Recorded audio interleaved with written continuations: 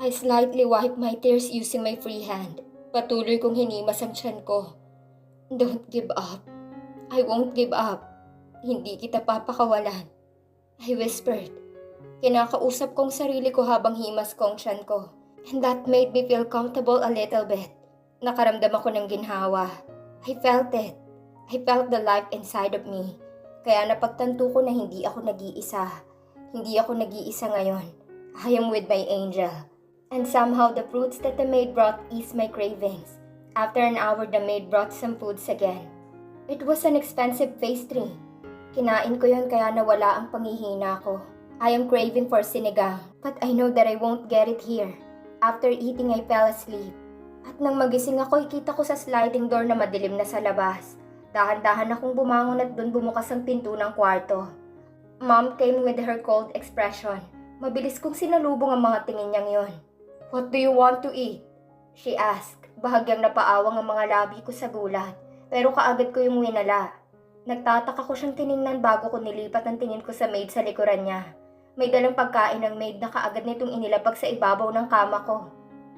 "Kumain ka na," Mommy said before turning her back at me. Buong akala ko ilalabas na siya pero bigla siya nagsalita ulit. "A maid will go here after an hour. Sabihin mo kung ano ang gusto mong kainin." Sabi niya na siyang ikinagulat ko lalo. I don't know what to feel. Those words from her are foreign to me. I am not used to hear those from her. At dahil sa mga katagang yon, ay sinundan ko siya ng tingin hanggang sa makalabas siya. Was that my mother? Napakurap ako ng ilang ulit nang biglang matauhan at napatingin sa pagkain na nilapag ng katulong. I am not yet hungry at gulat na gulat ako sa mga nangyari ngayon lang. Kaya hindi ko yun maproseso sa utak ko. Was that Mom? Or am I dreaming? Bahagya akong napalunok sa kana pabuntong hininga. I shouldn't give any meaning on that. Hindi dapat ako umasa. Kinain ko ang mga pagkain at ilang sandali pa'y may pumasok muling katulong. She asked me if I like a certain foods, and I shook my head as an answer. Mabilis na umalis ang katulong kaya napabuntong hininga ako at napahawak sa tiyan ko. "Please, be healthy, baby." Hindi ko alam kung anong pumasok sa isip ko at unti-unti akong lumapit sa pintuan. I know that it's locked, but I still tried. Dahan-dahan kong pinihit ang doorknob at nanlaki ang mga mata ko at kumabog ng mabilis ang puso ko. Dahil sa bigla itong bumukas. I gasped and I panicked. Pero dahan-dahan ko yung binuksan ng tuluyan. At nagdiriwang ang puso ko ng masilip na walang nagbabantay sa labas. Dumoble ang kaba ko pero hindi na ako nagsayang pa ng oras.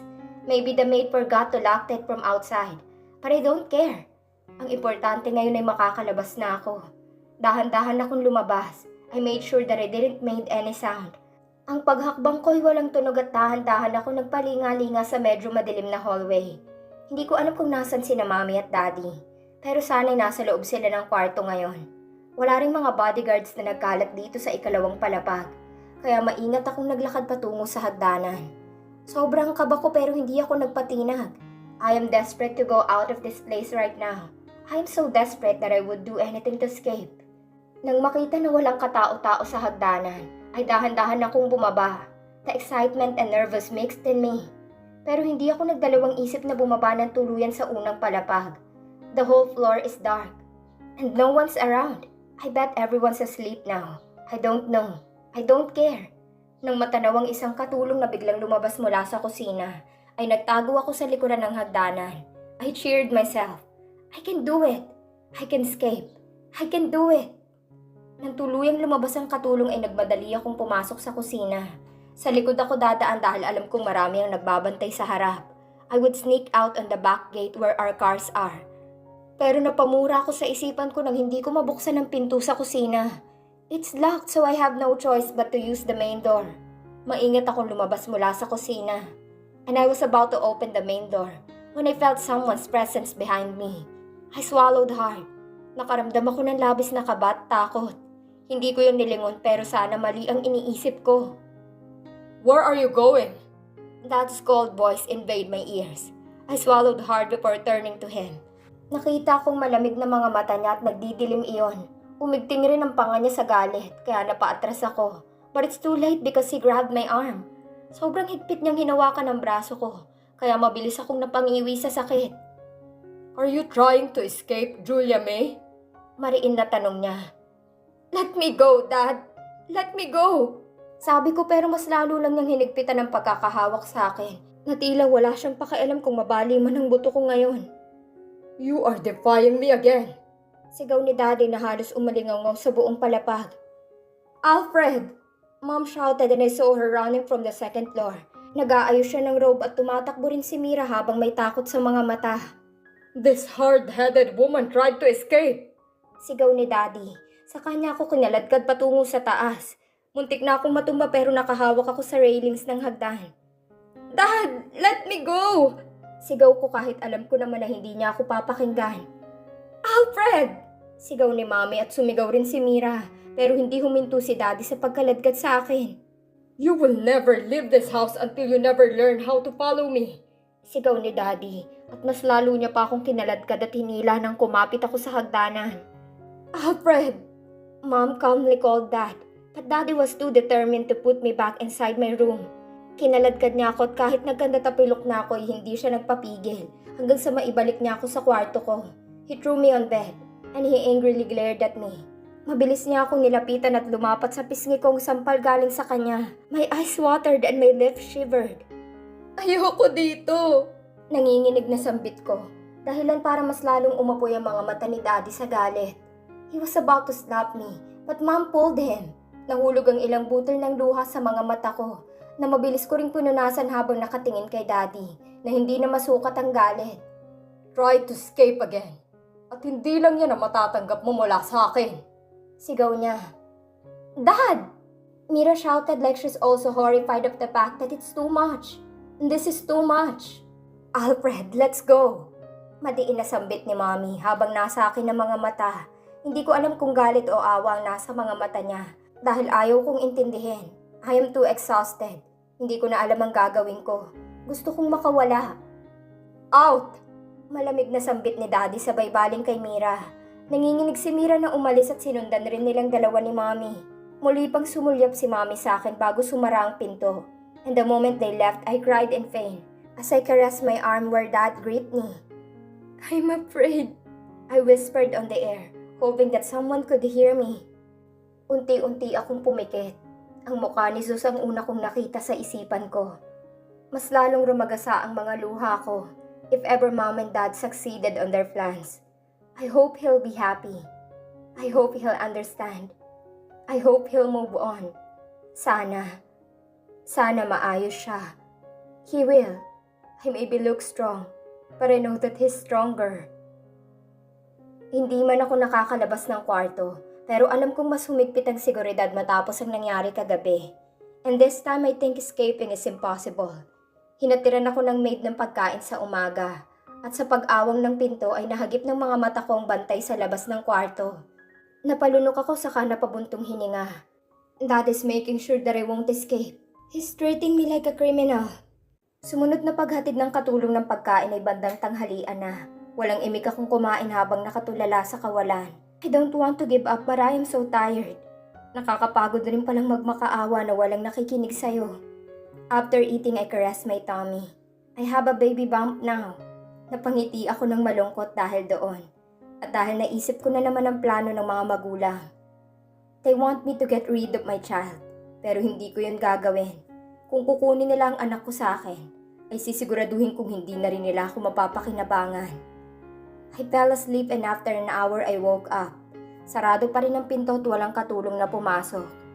Ang tahimik na kwarto ay tila nagbibigay ng dahilan para makaramdam ako ng tila na bibingi na ako. Napatulala ako. Maraming mga bagay na gumugulo sa isipan ko. It's making me dizzy. I feel like I'm going crazy. Parang naririnig ko ang boses ni Sus sa loob ng utak ko. And after a while I found myself crying. Tuloy-tuloy ang pagbuhos ng luha ko na tila walang katapusan. Ganun ako hanggang sa nasaksihan ko ang pagdilim sa labas, sa pamamagitan ng sliding door. I sighed and I forced myself not to imagine any foods that I couldn't eat in this house. Mas lalo lang nadadagdagan ng paghihirap ko. It's so hard. Nakatulala lang ako hanggang sa pumasok muli ang isang katulong na may dala ng pagkain. I ate the food and I took a shower. Hindi ako makatulog. Ang daming pumapasok sa isipan ko. I don't know what to do. I am close of giving up. And just let them do what they want. Pero hindi pwede. I just can't give up. Pero anong gagawin ko? Dahan-dahan akong pumikit ng marahan. At hindi ko alam kung paano ako dinalaw ng antok kahit halos buong araw akong tulog. But I fell asleep. Dinalaw ako ng antok at kaagad na nakatulog ng maraming iniisip. And those questions inside my head stayed unanswered. Julia, I heard a whisper in my deep sleep. Napadaing ako sa akala kong panaginip. Pero may marahang tumapik sa pisngi ko, dahilan para buksan ko ang mga mata ko. Sa unay medyo hindi naging malinaw ang nakikita ko. Pero kalaunan ay nakita ko ng malinaw ang mukha ni Mira. My eyes widened. What are you doing here? Sambit ko. Mabilis niyang nilagay ang hintuturo niya sa labi niya na tila pinatatahimik ako. Kaya napalunok ako ng mariin. Shh! Tatakas tayo. Mahinang sambit niya. Kaya kumabog na mabilis ang puso ko sa kaba at saya. Dahan-dahan niya akong inalalayan sa pagtayo mula sa kama. Wala akong sinabi. Dahan-dahan lang akong tumayo saka humawak sa palapulsuhan niya. She's wearing a black pants and a black jacket. Habang ako'y nakapantulog lang. A pair of silk pajamas, but I am so eager to escape. Ha? Paanong mga nagbabantay? Mahinang tanong ko. Shh, she answered, so I shut up. Dahan-dahan kaming tumungo sa pinto. Mas lalong lumakas ang kabog ng dibdib ko. Marahan siyang sumilip sa labas bago ako hilahin para lumabas. What happened? Takang bulong ko nang makita na walang malay ang mga nagbabantay sa kwarto. Shut up! We have no time to chit-chat. Marahang sambit niya kaya tumahimik na ako. Walang ingay kaming humakbang patungo sa hagdanan. At sobrang kabado ako baka ilang sandali pa'y magising ang mga bodyguards at mahuli kami. Nalalamig ang buo kong katawan. Pinagpapawisan ako ng malamig. Natatakot ako. But I want to escape. I badly want to escape. Madilim nang makarating kami sa hagdanan. Dahan-dahan kaming bumaba at sobrang ingat para hindi makagawa ng kahit na anumang ingay. You drugged them? Hindi mapigilang tanong ko kaya inis niya akong nilingon. Nagsalubong ang kilay ko. I forced the maids to give them coffee. Nilagyan ko ng pampatulog. Just shut up if you want to escape. Pabulong na sagot niya, kaya marahan akong tumango. We walk like a damn thieves. Madilim ang buong bahay at halos kapain na namin yon.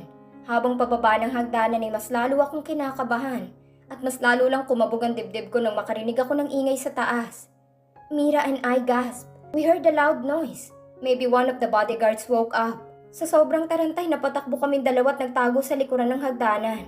I prayed silently that we won't get caught tonight. I badly need to escape. Habang nagtatago kami, nilabas ni Mira ang cellphone niya.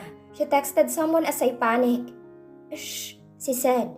Ilang sandali pa'y wala na kaming narinig na ingay kaya muli kaming tumuloy sa paglalakad na tila walang tunog. We walked silently and carefully towards the main door. Hindi na wala ang kaba sa akin. Parang ilang sandali lang ay mahihimatay ako sa sobrang kaba. And as we walked, I couldn't help but to glance at my sister. She's serious and I appreciate her so much. Thank you. Wala sa sariling sambit ko habang naglalakad kami. Just thank me later if we succeed in escaping here. She hissed. Nakarating kami sa main door. Pero bago niya pa mabuksan yun ay nakarinig kami ng tunog ng yapak. Nanlamig ako at ramdam na ramdam ko ang paninigas ni Mira. I gasped and when we both looked behind, we saw our mother. Diretso siyang nakatingin sa amin. I swallowed hard. Mom! Me and Mira murmured while Mom's looking at us seriously. Ilang metro lang ang layo niya sa amin. Diretso ang tingin niya at hindi ko mabasa kung anong nilalaman ng isipan niya. Lahat ng pag-asa ko ay nawala. We couldn't escape. Mabilis na namuo ang mga luha sa mga mata ko. What are you doing? Mahinang tanong niya ngunit rinig na rinig namin. I swallowed hard. Mom, please, Mira said before gripping my wrist real hard. Kita ko kung paano bumuntong hininga si Mommy. Nahulog ang isang butil ng luha galing sa mga mata ko. Ngunit mabilis ko yung pinaalis. Ilang malakas na sigaw lang ngayon ni Mommy ay posibleng magising lahat at mahuli kami. Hindi lang akong posibleng mapaparusahan. Mira could be punished too. Tumingin si Mommy sa magkabilang gilid niya. Saka muling tumingin sa hagdanan. Nanginig ako sa takot. Mom, I murmured. At nang muli siyang tumingin sa amin ay nakita ko ang awa at pagsisisi sa mga mata niya. Kahit sobrang dilim ngayon dito. My heart beat so fast in joy and in satisfaction. Hurry up, she said before walking towards us fastly. Kapwa kami natigilan ni Mira na hindi kami kaagad nakagalaw. Hurry up, your father's awake. Mabilis na sambit ni Mommy at doon lang kami natauhan. She opened the main door for us. Mom, Mira murmured. Matigas kaming tiningnan ni Mommy sa mga mata. I was teary-eyed. I'll make sure that he won't go out of the room. Bilisan nyo. Make sure not to get caught. Mariin ngunit maingat na sambit niya. At sunod-sunod na nahulog ang mga luha ko nang marahan niya akong hawakan sa pisngi. For the first time, I feel like I have a mother. Julia, take care of yourself. Mahinang sambit niya bago ako pinakawalan. Mom, I murmured before Mira pulled me. Mabilis kaming lumabas at kaagad kong nakita ang mga tauhan ni Daddy na tulog sa bawat sulok. We carefully and silently ran towards our gate. Pero mabilis kaming huminto nang gumalaw ang isa sa mga bodyguards malapit sa gate. Kapwa kaming nagtago sa halaman at kabado akong tumingin sa balcony ng kwarto nila Mommy at Daddy. I panicked when I saw the lights open on their room. Nanlaki ang mga mata ko, tinila si Mira na mas lalong magtago dahil doon. Shit! She cursed. I saw Dad's silhouette. I prayed silently. Mom, please. Please. Nanlamig ang mga palad ko at ilang sandali pa'y muling namatay ang ilaw sa kwarto nila. We stayed on our position for 5 minutes before we decided to run towards the gate. Mabilis niyang binuksan ang gate at ibang sayang naramdaman ko ng tuluyang makalabas. Kapwa kaming hinihingal pero hindi niya ako binitawan. Patuloy kami sa pagtakbo at naghahalo ng pawis at luha ko. Pero hindi ako tumigil. At ilang sandali pa'y nakita kong pag-ilaw ng isang kotse sa hindi kalayuan. Huminto kami malapit doon at doon ako naghabol ng hininga. The car nearby opened and my eyes widened when I saw John. Mabilis siyang tumakbo patungo sa amin. We need to hurry! Let's go before Dad finds out! Natataranta na sambit ni Mira at rinig na rinig ko ang kaba sa boses niya. John immediately held my arm. Are you okay? He asked and I can't answer him. Habol ko pa rin ang hininga ko. Maraming mga tanong na naglalaro sa isipan ko. Pero hindi na ako nagtangkang isatinig iyon. Dahil pareho nila akong inalalayang pumasok sa loob ng kotse. I sat in the passenger seat and Mira sat beside me. Hurry up! Inis na sambit ni Mira kay John. Dahilan para mabilis na paandarin ni John ang makina ng kotse. I sighed so hard. Is this your plan? Tanong ko sa kanilang dalawa pero walang sumagot. Mira's now busy with her phone. Dahan-dahan akong napapikit. Now I can breathe peacefully. We did it. I escaped. Nasa labas na ako. Are you sure about this? John suddenly asked. Just drive. Inis na sagot ni Mira. Kaya binuksan ko ang mga mata ko. Wala akong masabi. May sana sa puso ko pero hindi ko maiwasan ang kaba. Kinakabahan pa rin ako. Sana hindi ka agad malaman ni Daddy. Sana maging matagumpay to. Ilang sandali pa may isang SUV na biglang sumunod sa amin. Bumalik ang labis na kaba ko. I heard Mira curse and she shouted John to stop. Huminto kami sa madilim na parte at kabado akong yumakap sa kapatid kong kinakabahan na rin. Lumampas ang SUV kaya bahagya kaming nakahinga ng maluwag. Shit, I can't believe it. I feel like a kidnapper. Malakas na sambit ni John sa kamuling pinaandar ang kotse. Ilang sandali pa may tinawagan si Mira. Wala akong alam sa plano nila. Malapit na kami. Julia's with us. She said over the phone. Magtatanong pa sana ako pero binaba niya ng tawag. At ilang sandali pa'y huminto kami malapit sa entrance ng village sa tago at madilim na parte. And my heart gets wild when I saw a familiar car.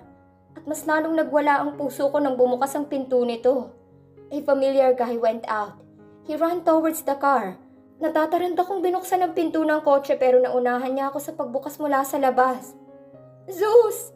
I shouted and the door opened. Kaagad niya akong sinalubong ng yakap at maraming halik sa noo. Thanks God. Thanks God. He murmured while hugging me so tight. I cried on his chest. This is real. He's here. Matapos ang yakap ay dahan-dahan niya akong hiniwalayan at tiningnan ng mariin sa mga mata. He wiped my tears and he slightly fixed my messy hair. What are your plans? Hurry up before Dad finds out. Mira panicked. Zeus buried my face on his chest. Hindi ko siya mabitawan. Hindi ko magawang lumayo sa kanya. This is so real. He's hugging me right now. And we can't both let go. Ilang sandali pa'y natanaw kong isang lalaking lumabas mula sa kotse ni Zeus. It's Mark. Mahina akong sumilip at isa-isa silang tiningnan. John, Mira, and Mark are here. Kumabog ng mabilis ang puso ko. Hindi ko alam ang sasabihin. Aalis kami. Zeus said. Tara na, bilisan natin. Sabi ni Mark at nagawa pa nitong tumawa ng mapakla. Hindi ko akalain na nangyayari to ngayon. Humiwalay ako kay Zeus at tumihikbing yumakap kay Mira. She hugged me back. Thank you. Madamdami na sambit ko. Take care. I'll call Zeus. Please, take care of her. Paulit-ulit na sambit niya habang nakayakap sa akin. After the hug, I looked at John. Nagkibit-balikat siya sa akin kaya napangiti ako at tumango. I appreciate their efforts. I appreciate their help so much. Umalis na kayo. I need to go back. Baka magtaka si Daddy. Zeus, please, take care of her. Mira said. I will. Thank you so much. Zeus said before guiding me inside his car. Mabilis rin na pumasok si Mira at John sa kotse ni John. At nang magsimulang magmaneho si Mark, at iyon na rin ang pag-alis nila. Zeus beside me. He hugged me really tight. At pinasuot niya sa akin ng isang malaking jacket. He kissed me again and again. At hindi ko maiwasang punahin ang mga pasa sa mukha niya. Mas lalong lumandas ang luha sa pisngi ko. Saka ako mas sumiksik sa kanya. Sa port diretso, Zeus? Biglang tanong ni Mark. Oo, Zeus answered. Sa pagkakataong yun hindi ko na napigilan ang sarili kong magtanong. Where are we going? I asked and I felt him kiss my forehead before answering. I am taking you with me. Sa malayo. He whispered. As long as I am with him, wala akong pakialam kung saang lugar man kami mapadpad. And tonight I am not dreaming. I am with Zeus. At last, I am with Zeus again. Please, sleep. I'll wake you up later. Malayo-layo pa ang pier. I'm sorry. We can't take a plane. Your dad might track us. He whispered. Nanatili lang akong tahimik. I can still believe that I am with him now. Mas lalong humigpit ang pagkakayakap niya sa akin. I closed my eyes to feel the moment. And suddenly I fell asleep. Para bang sa ilang araw ay ngayon lang ako ulit nagkaroon ng maayos na tulog na walang inaalalang sakit. Nakatulog ako habang yakap-yakap niya. Ilang sandali pa'y naalimpungatan ako sa biglaang paggalaw ng sinasandalan ko. Dahan-dahan kong binuksan ang mga mata ko. Sigurado ka ba dito? Dinig kong sambit ni Mark, kaya dahan-dahan akong umayos sa pagkakaupo. Zeus immediately seeked for my eyes, so I sighed before gently nodded at him. I'm fine now. Anong oras na? Mahinang tanong ko sa kamarahan ng inayos ang jacket na suot. Marahan niyang inayos ang buhok ko bago tumingin sa wristwatch na suot niya. 3 a.m. The ship will leave at 5. He said so I glanced outside. Nasa kalsada pa rin kami.